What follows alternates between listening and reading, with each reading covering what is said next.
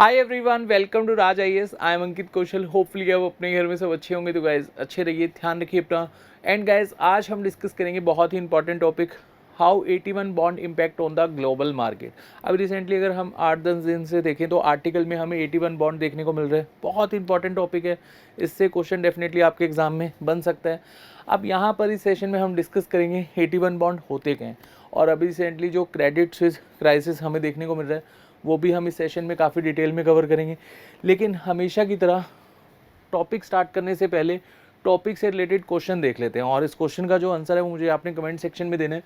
अब क्वेश्चन क्या है, consider the following statement regarding the 81 bond.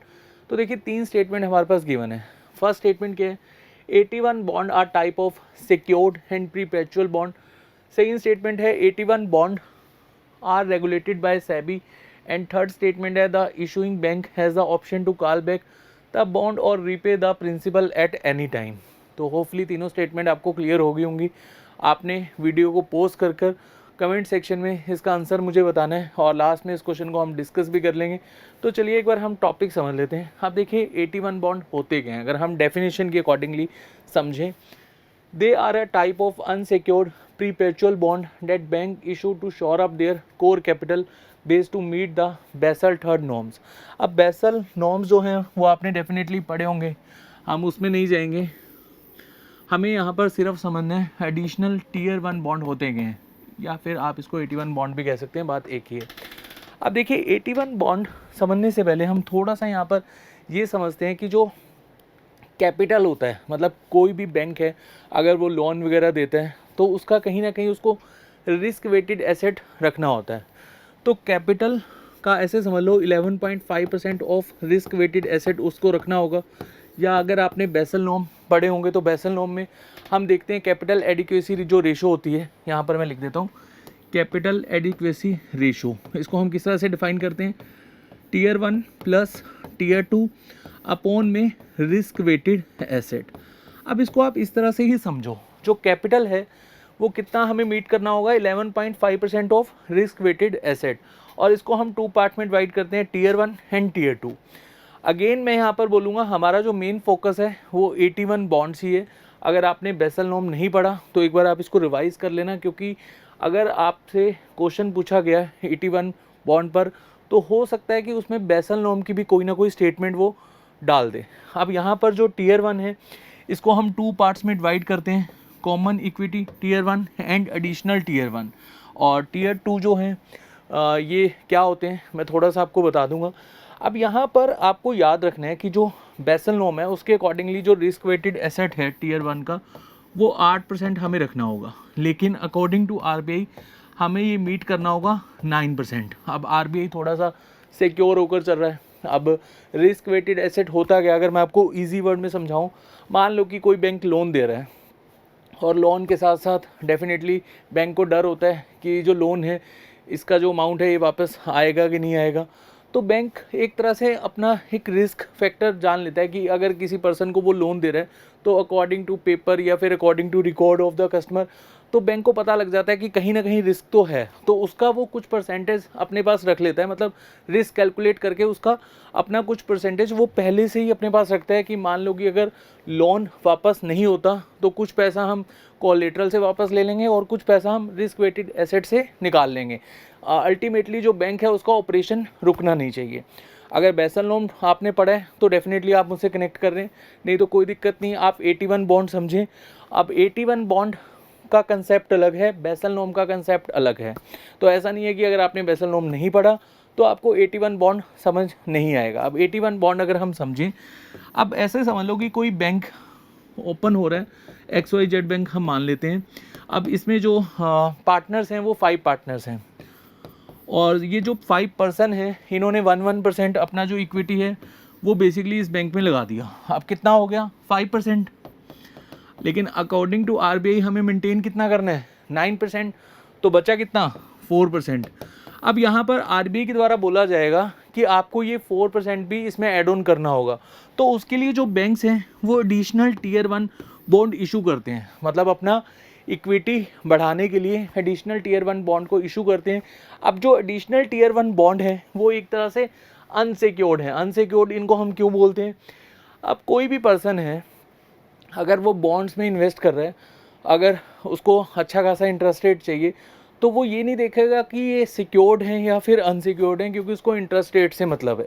ऐसे समझ लो कि आपने 100 करोड़ रुपए इन्वेस्टमेंट करी और आपको हर महीने 20% का इंटरेस्ट रेट मिल रहा है, और यहाँ पर मान लो कि जो आपका प्रिंसिपल अमाउंट है वो अनसिक्योर्ड है, तो आपको इंटरेस्ट रेट अच्छा खासा मिल रहा है, तो आप रिस्क तो कहीं ना कहीं लेते ही हैं मार्केट में।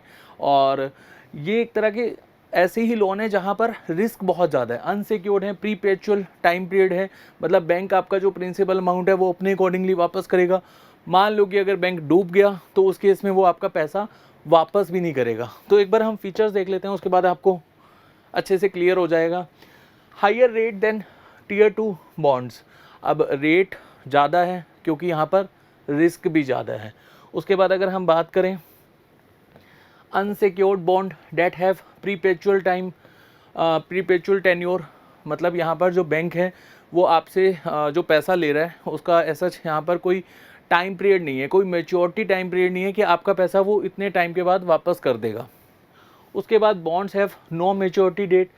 उसके बाद यहाँ पर हमारे मन में क्वेश्चन आता है कि जो इशूइंग बैंक है क्या वो हमारा जो पैसा है वो वापस करेगा भी या नहीं करेगा। हाँ बिल्कुल करेगा, अगर वो प्रॉफिट में है तो आपका प्रिंसिपल अमाउंट भी वापस करेगा। Issuing bank has the option to call back the bonds and repay the principal after the specific period of time. अगर वो प्रॉफिट में है और कुछ टाइम के बाद वो पैसा रिटर्न करेगा ही करेगा। Higher yield than secured bond issued by the same entity, और इंडिविजुअल इन्वेस्टर भी इस बॉन्ड को एक तरह से परचेज कर सकता है। अब यहाँ पर दो क्वेश्चन आते हैं हमारे मन में। एक क्वेश्चन ये आता है, are this bonds traded in the market. क्या हम, अगर हमें पैसे की नीड है तो हम इसको मार्केट में सेल कर सकते हैं? बिल्कुल कर सकते हैं। अब यहाँ पर आपने याद रखना है, this bond are listed and traded on the exchange, so if an 81 bond holder needs money he can sell it in the market. अच्छा, अब एक क्वेश्चन और हमारे मन में आता है, क्या हम बैंक के साथ इसको एक तरह से बैंक को वापस कर सकते हैं? जैसे एफडीआई के केस में क्या होता है कि अगर हमें पैसे की नीड होती है, एफडीआई नहीं सॉरी एफडी, फिक्स डिपॉजिट, तो फिक्स डिपॉजिट के केस में हम बैंक के पास जाते हैं, बैंक हमारे या तो फिक्स डिपॉजिट के केस में लोन दे देते हैं या फिर हम अपना पैसा ले आते हैं।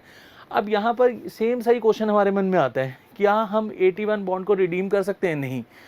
तो ये आपने यहाँ पर याद रखना है, investors can not return this bond to the issuing bank get the money. अब यहाँ पर ऐसा नहीं है कि बैंक आपको पैसा देगा ही नहीं। हाँ, जैसे मैंने आपको बताया था ना कि अगर बैंक प्रॉफिट में होगा तो आपका पैसा दे सकता है, ऑप्शन नहीं है ये कि आप रिडीम कर सकते हो। तो ये आपने पॉइंट याद रखना है। अब 81 बॉन्ड को हम थोड़ा सा अच्छे से समझ लेते हैं।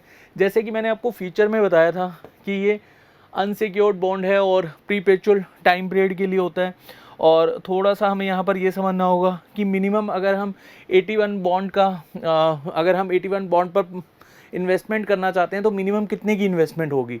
10 लाख रुपीज़ की। इस तरह के क्वेश्चन वैसे डायरेक्ट तो नहीं पूछे जाते, जस्ट फॉर नॉलेज आपको पता होना चाहिए कि 10 लाख रुपीज़ का हम 81 बॉन्ड परचेज़ कर सकते हैं। अभी रिसेंटली न्यूज़ में है, और कितना ज़्यादा यहाँ पर हमें हमारी जो ग्लोबल मार्केट है वो उससे इफेक्ट होगी, वो हम जब क्रेडिट स्विस बैंक पढ़ेंगे तो आपको समझ में आ जाएगा। उसके बाद देखिए क्वेश्चन किस तरह से बन सकते हैं या किस तरह से आपसे पूछा जा सकता है कि यहाँ पर जो बेसिकली टीयर 1 कैपिटल है, अगर मान लो कि बैंक लॉस में चला जाए तो बैंक अगर यहाँ पर जो बेसिकली 81 बॉन्ड से पैसा आया है और कस्टमर्स का, वो अगर कस्टमर्स को रिटर्न ना करे तो क्या उसका ऑपरेशन अफेक्ट होगा? नहीं, उसका ऑपरेशन अफेक्ट नहीं होगा। जैसे कि मैंने आपको बताया कि जो बेसिकली यहाँ पर प्रीपेचुअल टेन्योर के लिए बेसिकली बैंक यहाँ से मतलब आपसे पैसा ले रहा है और ये बॉन्ड इशू कर रहा है, तो उस केस में यहाँ पर बैंक अफेक्ट नहीं होता। लेट अस सपोज कि बैंक बहुत ज़्यादा लॉस में, तो यहाँ पर आरबीआई भी एक कंडीशन लगा देता है कि अगर आप पैसा नहीं दे पा रहे हैं तो आप राइट ऑफ कर दो सारा का सारा 81 बॉन्ड के थ्रू जो भी आपने यहाँ पैसा देना है उसको राइट ऑफ कर दो। तो होपफुली आपको क्लियर हो गया होगा। मतलब यहाँ पर ऑपरेशन जो है बैंक का फंक्शनिंग जो है वो यहाँ पर बंद नहीं होगी। हाँ, टीयर 2 अफेक्ट जरूर करेगा। तभी बैंक कोशिश करता है कि टीयर 1 बॉन्ड पर ज़्यादा से ज़्यादा इन्वेस्टमेंट रेज करे और कंपैरेटिवली टीयर 2, यहाँ आपने याद रखना है, ये पॉइंट बहुत अच्छा है। टीयर 1 जो बॉन्ड है इस पर बैंक ज़्यादा अपनी इन्वेस्टमेंट कहीं ना कहीं कोशिश करता है कि इसमें इन्वेस्टमेंट ज़्यादा से ज़्यादा वो रेज़ करवा सके। तो ये अपने पॉइंट यहाँ पर याद रखना है। उसके बाद अगर हम बात करें जो बेसिकली प्रीपेचुअल बॉन्ड, वो आपको समझ में आ गया। मिनिमम अमाउंट मैं आपको बता चुका हूँ, रिस्क है, बट यहाँ पर कहीं ना कहीं हम देखें, अब ऐसा नहीं है कि पैसा हमारा मर ही जाएगा। अगर हम येस बैंक का एग्जांपल यहाँ कंसीडर करें, अभी खैर येस बैंक हमारे इस टॉपिक में नहीं है, बट एक जस्ट कंडीशन समझने के लिए, जब येस बैंक क्राइसिस हुआ था तो उस केस में हमने देखा था कि बहुत सारे कस्टमर्स ये डिमांड कर रहे थे कि जिन्होंने 81 बॉन्ड परचेज़ करे थे कि हमारा पैसा हमें वापस मिलना चाहिए। और येस बैंक ने सारा का सारा जो 81 बॉन्ड से पैसा उठाया था मार्केट से, उसको राइट ऑफ कर दिया था। बहुत सारे लोग कोर्ट भी गए और कोर्ट में जाके उन्होंने केस करा कि हमें जो येस बैंक है उन्होंने मिसगाइड करा, उन्होंने इस तरह की कोई कंडीशन बताई नहीं थी। उन्होंने कहा था कि आप हमारा जो बेसिकली यहाँ बॉन्ड परचेज़ कर रहे हैं उससे हम आपको इंटरेस्ट रेट तो देंगे ही देंगे। मान लो कि 100 करोड़ का अगर किसी ने इन्वेस्टमेंट करी होगी तो उसको इंटरेस्ट रेट तो मिल ही रहा है, और साथ साथ जो प्रिंसिपल अमाउंट है वो एक स्पेसिफिक टाइम पीरियड के बाद मिल जाएगा। तो काफ़ी ज़्यादा न्यूज़ में था उस समय। और म्यूचुअल फंड को भी सेबी ने एक तरह से कहा था कि आप 81 बॉन्ड से जो भी इन्वेस्टमेंट आती है उसका 10% ही म्यूचुअल फंड में आप इन्वेस्ट करेंगे। अब रिस्क ज़्यादा होता है ना, कि अगर इस तरह से हाई इंटरेस्ट दिया जा रहा है तो एक तरह से आप मान सकते हैं कि यहाँ पर रिस्क ज़्यादा होगा, और म्यूचुअल फंड ही यहाँ पर कहीं ना कहीं इन्वेस्ट करता है 81 बॉन्ड्स। उसके बाद अगर हम देखें जो हमारा टॉपिक है, अभी इंडियन एक्सप्रेस में एक आर्टिकल आया था, Credit Suisse crisis, how 81 wipe out could impact the global market, जो आज का हमारा मेन टॉपिक भी है। और 8 मार्च से अगर हम 23 मार्च तक देखें, मतलब आज 23 मार्च है, और लगभग अगर हम यहाँ पर स्विस बैंक जो है, ये बेसिकली क्रेडिट स्विस बैंक, इसका एक बॉन्ड की वैल्यू देखें तो लगभग 2 यूरो का हमें ये बॉन्ड देखने को मिल रहा है।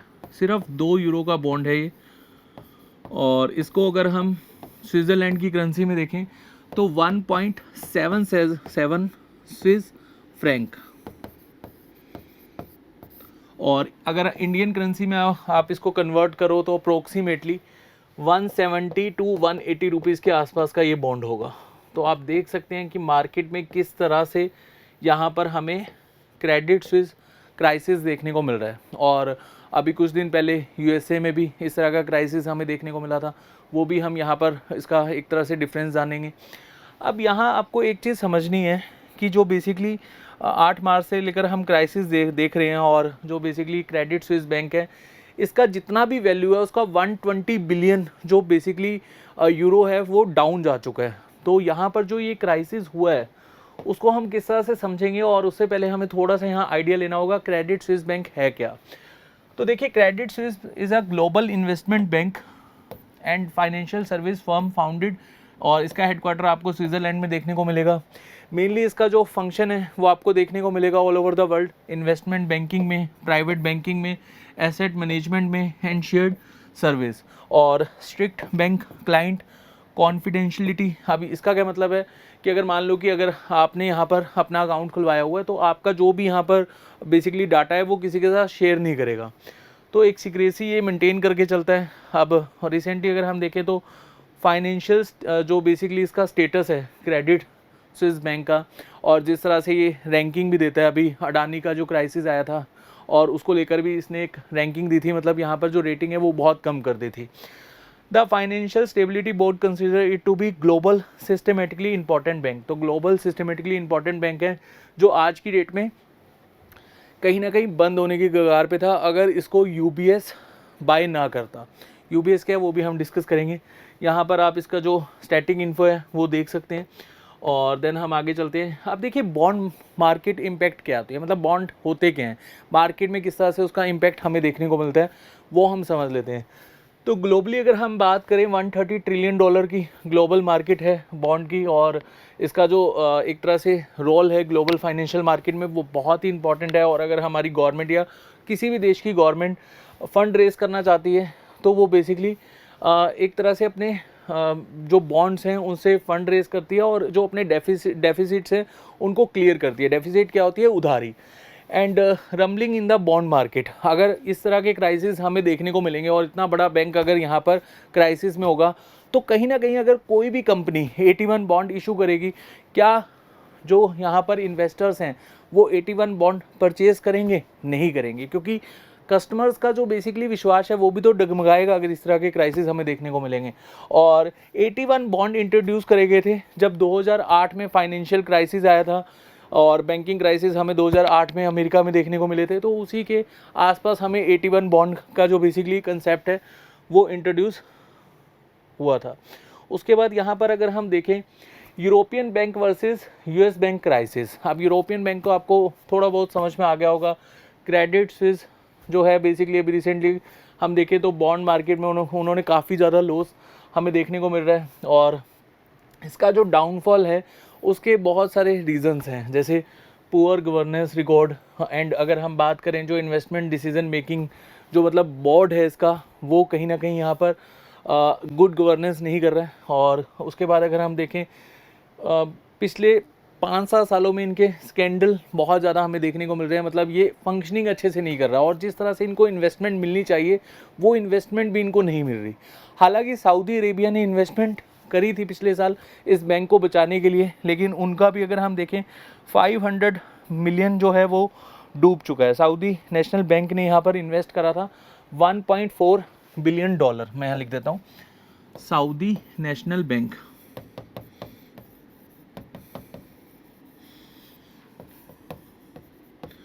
इन्वेस्टमेंट 1.4 बिलियन डॉलर और पिछले साल से अब तक उनका 500 मिलियन डूब चुका है। अब उनसे पूछा गया था कि आप फिर से इस बैंक में इन्वेस्ट करेंगे। हाँ, और एक बात ये भी याद रखना 9.9% इन्होंने स्टेक होल्ड करे हैं इस इन्वेस्टमेंट में। अब इनसे पूछा गया था कि आप फर्दर इन्वेस्टमेंट करेंगे इस बैंक को बचाने के लिए, तो यहाँ पर सऊदी नेशनल बैंक ने मना कर दिया था। अब इतनी बड़ी इन्वेस्टमेंट अगर किसी बैंक से आई है कहीं से आई है, अगर उन्होंने फर्दर इन्वेस्टमेंट करने से मना कर दिया तो आप देख सकते हैं कि ये बैंक कितने बड़े क्राइसिस से अभी जूझ रहा होगा। अब देखिए यहाँ पर एक चीज़ आपको समझनी होगी कि रिसेंटली जो हमें क्राइसिस देखने को मिल रहे हैं और एक शार्प सेल ऑफ देखने को मिल रहा है, मतलब लोगों का जो शेयर है वो लोग बेचना शुरू कर रहे हैं कि अपना पैसा किसी तरह से इस बैंक से निकाल सकें। और एक जो CDS है, CDS बोले तो क्रेडिट डिफ़ॉल्ट स्वैप, वो भी कहीं ना कहीं इंक्रीज़ हो रहा है। क्रेडिट डिफ़ॉल्ट स्वैप होता क्या है, मैं यहाँ लिख देता हूँ, क्रेडिट डिफ़ॉल्ट स्वैप। अब देखिए मान लीजिए आपने बॉन्ड्स परचेज़ करे और आप चाहते हैं कि आपका पैसा सिक्योर रहे, तो उन बॉन्ड्स पर मान लो कि आपने इंश्योरेंस करवा दिया कि आपका अगर पैसा बैंक नहीं चुकाएगा तो वो इंश्योरेंस कंपनी आपका पैसा चुकाएगी। इसको इसी तरह से समझ लो, क्रेडिट डिफ़ॉल्ट स्वैप CDS। अब मान लो कि ये जो बॉन्ड्स यहाँ पर परचेज़ करे होंगे तो उस पर इंश्योरेंस करवाया होगा, तो अभी रिसेंटली जो ये क्राइसिस हुआ है उसके बाद हम देख रहे हैं कि जो लोग हैं वो यहाँ पर इस तरह के इंश्योरेंस करवा रहे हैं और यहाँ पर जो इंश्योरेंस प्रीमियम है वो भी बढ़ता जा रहा है। अब लोगों को डर है कि पैसा डूब जाएगा और उस केस में लोग इंश्योरेंस करवा रहे हैं, तो अगर CDS बढ़ रहा है तो मान लो कि यहाँ पर जो बैंकिंग की हालत है वो बहुत ही ख़राब है। होपफुली आपको क्लियर हो गया होगा, बहुत ही सिंपल वे में मैंने समझाने की कोशिश करी है कि यहाँ पर जो इंश्योरेंस प्रीमियम है वो बढ़ रहा है। अब अमेरिका का जो सिलिकॉन वैली बैंक है और सिग्नेचर बैंक है, ये भी अभी रिसेंटली न्यूज़ में था, काफ़ी ज़्यादा क्राइसिस हमें देखने को मिल रहा है USA में। अब यहाँ पर जो डिपॉजिटर्स का पैसा है वो बेसिकली वो निकलवाना चाह रहे हैं, लेकिन यहाँ पर पैसा ही नहीं है। अब इतना सारा लिक्विडिटी थोड़ा होता है बैंक में, तो उस केस में बैंक क्या करता है, भागने की प्लानिंग करता है, प्रॉन टू बैंक रन, और जो कस्टमर्स हैं उनका जो विश्वास है वो और ज़्यादा डगमगा जाता है बैंकिंग सिस्टम पे। और हालांकि सिलिकॉन वैली बैंक अपना जो फंड है वो रेज़ कर रही है क्योंकि इनके पास अच्छा खासा सिक्योरिटी बॉन्ड है, वहाँ से जो फंड रेज़ होगा उसको वो बेसिकली कस्टमर में डिस्प्यूट करेंगे और ये काफ़ी लॉन्ग प्रोसेस है। लेकिन इस तरह के क्राइसिस अगर हमें मार्केट में देखने को मिलेंगे तो बैंकिंग सेक्टर से जो विश्वास है वो कस्टमर्स का डगमगाएगा। 81 बॉन्ड आपको समझ में आ गया कि अनसिक्योर्ड बॉन्ड है, प्रीपेचुअल टाइम पीरियड के लिए होते हैं। अभी के लिए यहाँ पर एक पॉइंट हमें ये भी देखना होगा, जो बेसिकली UBS मैं USB बोल रहा था शायद, UBS to acquire Credit Suisse bank. अब यहाँ पर रिसेंटली ये भी न्यूज़ आई है कि मंडे अगर हम देखें तो क्रेडिट स्विस बैंक के लिए अच्छा नहीं था। उससे पहले यहाँ पर UBS ने एक्वायर कर लिए क्रेडिट स्विस बैंक को और ये जो डील हुई है ये $3 बिलियन में हुई है, $3.2 बिलियन में सॉरी। और यहाँ पर अगर हम मार्केट वैल्यू देखें क्रेडिट स्विस बैंक की, तो वो लगभग $8 बिलियन की थी। लेकिन यहाँ पर क्राइसिस से बचाने के लिए जो क्रेडिट स्विस बैंक है उसका यहाँ पर एक तरह से अमाउंट लगा है $3.2 बिलियन। और साथ साथ जो स्विट्ज़रलैंड का सेंट्रल बैंक है वो भी लिक्विडिटी इन्वेस्टमेंट करेगा दोनों ही बैंक में $108 बिलियन की। ये पॉइंट आपने याद रखना है, बहुत ही इंपॉर्टेंट पॉइंट है। और अगर हम UBS की बात करें तो UBS लगभग 1998 से, उससे पहले से भी वर्क कर रहा है। और 1998 में दो बैंकों का मर्जर हुआ था। स्विट्ज़रलैंड बिगेस्ट बैंक का यहाँ पर मर्जर हमें देखने को मिला था, Swiss bank corporation and union bank of Switzerland. और ये बैंक किस किस में डील करता है? प्राइवेट बैंकिंग में, वेल्थ मैनेजमेंट में, एसेट मैनेजमेंट में, इन्वेस्टमेंट बैंकिंग सर्विस में। और यहाँ पर अगर हम बात करें अच्छा खासा वर्ल्ड में ये बैंक अपना एक तरह से रैंक रखता है। जो मार्केट कैपिटल है इसका लगभग $63 बिलियन है। तो आप देख सकते हैं कि वर्ल्ड में कितना इंपॉर्टेंट बैंक हो गई। और उसके बाद अगर हम बात करें आज के क्वेश्चन की, तो आपको क्वेश्चन क्लियर हो गया होगा। जो फर्स्ट स्टेटमेंट है वो गलत हो जाएगी। 81 bonds are type of unsecured, यहाँ पर अनसिक्योर्ड आएगा, सिक्योर्ड नहीं आएगा। तो इस वजह से जो फर्स्ट स्टेटमेंट है वो गलत हो जाएगी। एंड जो सेकंड स्टेटमेंट है यहाँ पर सेबी नहीं आएगा, RBI के द्वारा रेगुलेट करा जाता है। और RBI यहाँ पर मान लो कि अगर कोई बैंक कहता है कि हम लॉस में हैं और उसका 81 जो बॉन्ड से इन्वेस्टमेंट है वो काफ़ी ज़्यादा वो रेज़ कर लेते हैं और वो मार्केट में मतलब जो पैसा है जो 81 बॉन्ड से उन्होंने रेज़ किया है वो पैसा नहीं दे पाते, तो उस केस में RBI कहता है कि आप सारा का सारा जो पैसा है वो राइट ऑफ कर दो। तो RBI ही इसको रेगुलेट करता है, ये पॉइंट आपने याद रखना है। उसके बाद जो थर्ड स्टेटमेंट है वो बिल्कुल सही है और यहाँ पर आपकी ओनली थर्ड स्टेटमेंट बिल्कुल सही हो जाएगी। तो यहाँ ऑप्शन सी बिल्कुल सही हो जाएगा। तो होपफुली इस टॉपिक में जो हमने यहाँ पर 81 बॉन्ड समझा वो आपको समझ में आ गया होगा। इन केस अगर आपका कोई डाउट है प्लीज़ कमेंट सेक्शन में पोस्ट करेगा। नेक्स्ट सेशन में बहुत जल्द मिलेंगे और जो क्वेश्चन हैं उनके आंसर आपने ज़रूर देने हैं। तो चलिए, thank you so much, bye bye, take care.